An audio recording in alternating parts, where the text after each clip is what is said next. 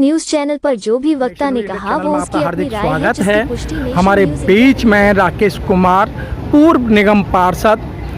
Sir, 1967-68 के दशक में बीपी मौर्य जी के संरक्षक में बाबा साहब की मूर्ति को बड़े जद संघर्ष के साथ लगाया था और 3 तारीख 2 और 3 के बीच में आनन फानन में उस मूर्ति को हटा दिया गया। क्या कारण रहे होंगे कि बिगर बताए, बिगर कमेटी के उस मूर्ति को हटाया गया? हाँ, ये बहुत बड़ा चिंता का विषय है, सोचने का विषय है कि बाबा साहब जिसके लिए हर साल 14 अप्रैल को हज़ारों लाखों लोग पार्लियामेंट पे आते थे, उनको श्रद्धांजलि अर्पित करते थे। एक तरीके से बाबा साहब का जो स्टैचू है पूरे देश के अंदर एक क्रांति पैदा कर रहा था और उस स्टैचू को हटाकर इन्होंने अपनी मानसिकता का संदेश दिया है। गांधी की भी हटाई गई है, उसके अंदर गांधी की भी हटाई गई है। तो मोदी सरकार साफ साफ कहना चाहती है कि मेरा ना अम्बेडकर से कोई लेना देना है, ना गांधी से कोई लेना देना है। दोनों मोदी सरकार अम्बेडकर विरोधी है, गांधी विरोधी है। ये उस जो उन्होंने किया है, जो ये स्टैचू हटाया है, वो साफ साफ दिखाई देता है कि भाई कितने बड़े विरोधी हैं अम्बेडकर के ये लोग। लेकिन राकेश जी, जिस तरीके से बात करते हैं मोदी जी या मोदी जी की सरकार की गले में माला, विचारों पे ताला, ये क्या चल रहा है कि गले के अंदर माला तो पहना देंगे लेकिन जो बाबा साहब की आइडियोलॉजी है वो आगे नहीं जाने पाए? सवाल ही नहीं पैदा होता सर। ये अम्बेडकर विरोधी आदमी, अम्बेडकर विरोधी सरकार है, संविधान विरोधी सरकार है, आरक्षण विरोधी सरकार है। ये तो बस इनका बस चले तो मैंने कहा संविधान खत्म हो जाता। अगर ये 400 सीटें आ जाती इनकी तो संविधान ही नया बनने जा रहा था। ये हिटलर के मानने वाले लोग हैं जिसके अंदर ना लोकतंत्र है ना संविधान है। उनका तो एक अपना तानाशाही वाला जो सिस्टम है वो आना था, जिसके अंदर हो सकता है 20-25 साल तक कोई इलेक्शन ही ना हो जी। ये लेकिन जनता ने उसको समझा और इनको रोका।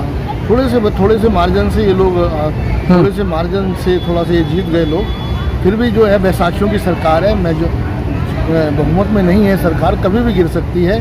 तो ये इन्होंने ज़रा सा छेड़ा था संविधान को, तो उसका नतीजा ये है कि आज ये लोग एक अपाहिज सरकार लेके बैठे हैं और ये सरकार चलेगी नहीं ज़्यादा दिन, क्योंकि जो लोकतंत्र प्रेमी है, संविधान प्रेमी है, वो इस सरकार को समर्थन दे रहे हैं।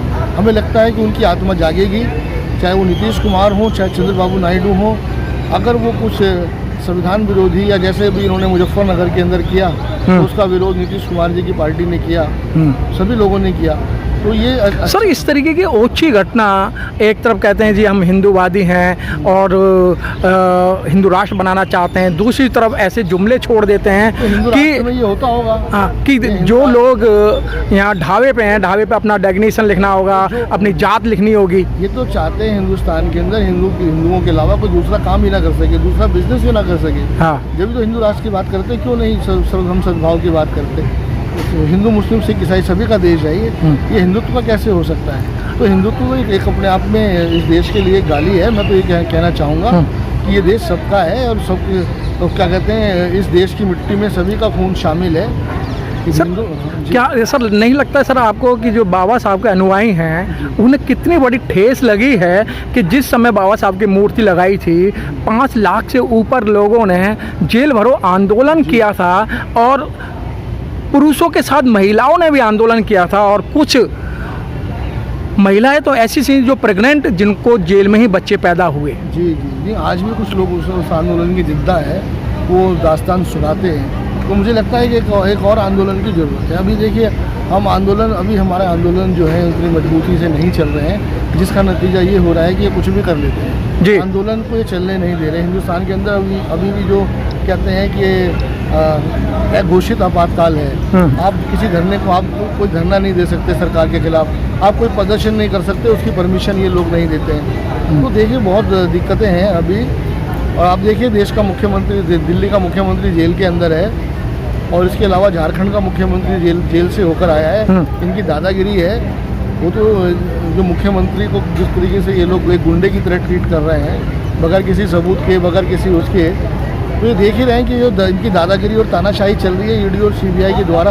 ये लोगों को क्या कहते हैं। अच्छा राकेश जी, मैं आपको रोकूंगा। राकेश जी, एक बड़ी सोचने वाली, मैं ये सोचने वाली बात नहीं है सर कि जो बाबा साहब डॉक्टर भीमराव अंबेडकर उस समय जब लड़ रहे थे इन मनुवादियों से, उस समय उनकी हालत क्या होगी। और उन्होंने अकेले ने कई करोड़ लोगों की ज़िंदगी संभालने का काम किया, और आज करोड़ लोग जो हैं बाबा साहब की मूर्ति को नहीं बचा पा रहे हैं, उनके संविधान को नहीं बचा पा रहे। क्या चल रहा है मैटर ये? ये बड़े शर्म की बात है जी। अब उस टाइम बाबा साहब के साथ जो लोग थे, बाबा साहब के साथ अकेले पूरे हिंदुस्तान के शिवों का साथ थे।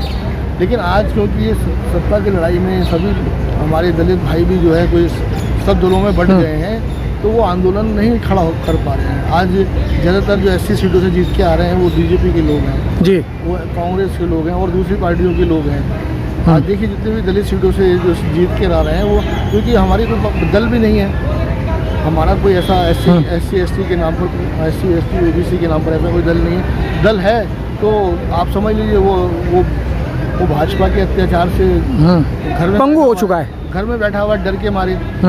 तो मैं तो यही कहना चाहता हूँ कि ये सरकार ज़्यादा दिन चलेगी नहीं, संविधान विरोधी सरकार ज़्यादा दिन चलने वाली नहीं। अच्छा सर, एक कॉल दी गई है कि 9 अगस्त आपने कहा कि बाबा साहब के ज़माने में भी और उसके बाद BP मौर्य के ज़माने में भी पूरा हिंदुस्तान इनके साथ था और बहुत बड़े आंदोलन हुआ करते थे जब लोगों को सत्ता का इतना स्वाद नहीं चखा था। लोग स्वार्थी लोग नहीं थे, स्वार्थी लोग भी नहीं थे और सत्ता का मज़ा भी नहीं लोगों ने लिया था। लेकिन आज क्या है कि मैंने कहा कि आज जो सत्ता के साथ रहने वाले लोग हैं, हमारे यहाँ दलितों के अंदर भी तो ऐसे लोग हैं ना जो सत्ता के साथ रहना चाहते हैं जी। तो उसमें आप समझ लीजिए कि मोदी सरकार के साथ जो SC कोटे का लोग है, आप जान लीजिए क्या वो संविधान प्रेमी हो सकता है, वो अम्बेडकर प्रेमी हो सकता है, जिनका इतिहास अम्बेडकर के खिलाफ हो। भारतीय जनता पार्टी का इतिहास है, जनसंघ का इतिहास है कि ये अम्बेडकर विरोधी हैं, संविधान विरोधी हैं, पर आरक्षण में प्रमोशन के भी विरोधी हैं। लेकिन फिर भी आज बीजेपी के साथ हैं लोग। हिंदुत्व के जो उनका जो नारा है उसमें हमारे लोग रह जाते हैं।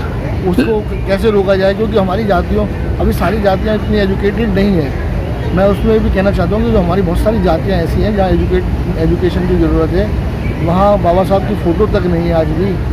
तो लेकिन सर ये जो भारतीय जनता पार्टी है या इसके जो मुखिया हैं वो कह रहे हैं हम बाबा साहब का संग्रहालय बना रहे हैं, म्यूजियम बना रहे हैं। अरे सर सब बने के सब दिखावा है, सब झूठ बोल रहे हैं। हमें तो जो चाहिए वो दीजिए ना। आप संग्रहालय बना रहे हैं, हम उसका विरोध नहीं कर रहे। अभी तो हमें मालूम नहीं है कहाँ संग्रहालय बन रहा है, लेकिन बाबा साहब की स्टैचू आराम करते थे या स्टडी करते थे, कोई अपनी बात को कहने के लिए वो वहाँ सिंबल था, वहाँ बैठते थे जाकर। कोई संविधान विरोधी, अम्बेडकर विरोधी कोई बात होती थी, कोई इशू आता था, वहाँ लोग बैठ के उसमें धरना देते थे। अच्छा सर, एक कॉल दी गई है 9 अगस्त की कि press the bell icon on the YouTube app and never miss another update.